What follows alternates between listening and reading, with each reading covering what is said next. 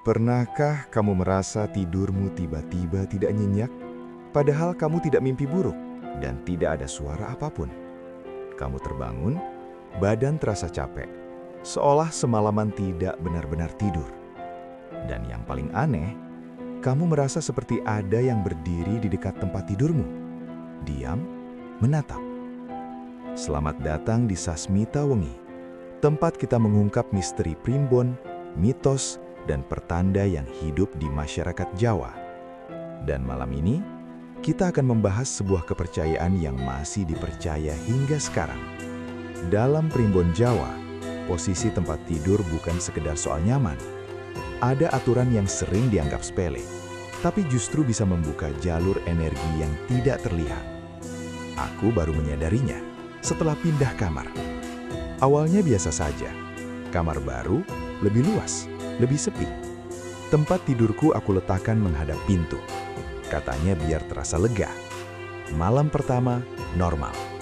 Malam kedua, mulai aneh. Aku sering terbangun tanpa alasan. Bukan karena mimpi, bukan karena suara, tapi karena perasaan tidak enak. Seperti ada yang salah dengan ruangan itu. Aku mulai memperhatikan.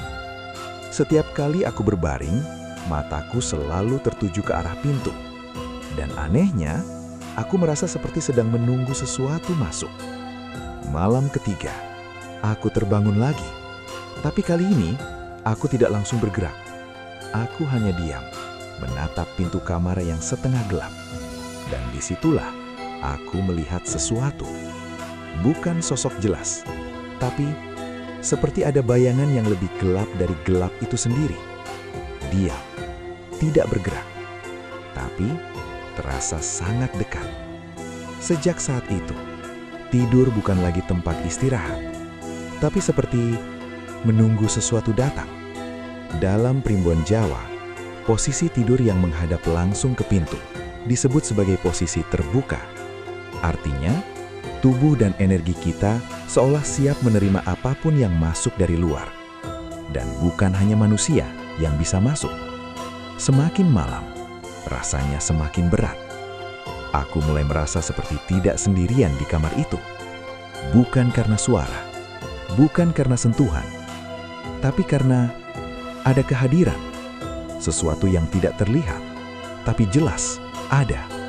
Dan yang paling mengganggu, ternyata itu bukan karena kamarnya angker, bukan karena ada penunggu di sana, tapi karena posisi tidurku sendiri yang mengundang. Aku membuka jalur itu setiap malam, tanpa sadar. Dan biasanya, setelah ini, akan muncul pertanda berikutnya yang jauh lebih berbahaya. Sekarang coba kamu ingat, posisi tempat tidurmu menghadap kemana?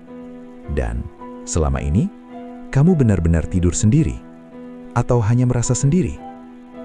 Jika kamu tertarik dengan kisah primbon Jawa, mitos, dan pertanda yang hidup di masyarakat Jawa, jangan lupa subscribe channel Sasmita Wengi, karena setiap malam selalu ada misteri yang menunggu untuk kita ungkap.